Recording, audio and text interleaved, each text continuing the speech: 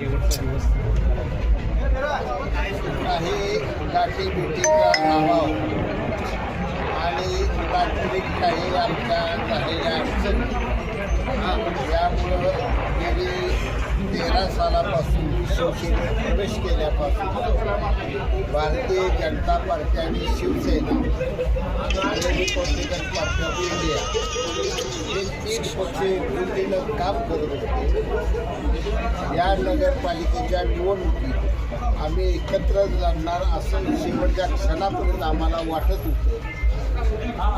परंतु काही घटनाक्रम असा झाला जो जनतेला न आवडणारा होता. दीपक साळुंखेचा या गाडीत प्रवेश हा सर्वसामान्य जनतेला न आवडलेला होता असं मला वाटतं आणि त्यामुळे थोडे मतभेद झाले. परंतु यापुढील सर्व काळात भारतीय जनता पार्टी आणि शिवसेना ही आघाडी मजबूत राहील. एकत्र काम करू. आमच्यात थोडे मतभेद झाले पण मतभेद अजिबात झाले नव्हते. निवडणूक काळातही आम्ही हसत खेळत निवडणूक पार पाडली.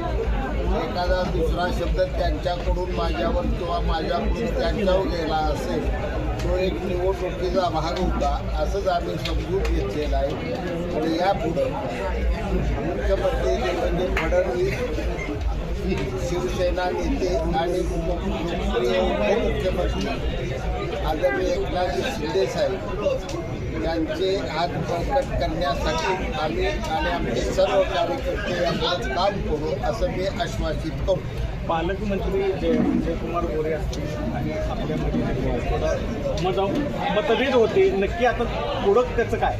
ज्या दिवशी मताची पेटी बंद झाली 2 तारखेला त्या दिवशी संध्याकाळी माझे आणि पालकमंत्री जयकुमार गोरे साहेबांचे मतभेद संपलेले आहेत आणि जयकुमार गोरे साहेबांनीच निर्णय घेतल्यामुळं आज या 2 माझ्या लाडक्या मुली बिनविरोध निवडून आल्या.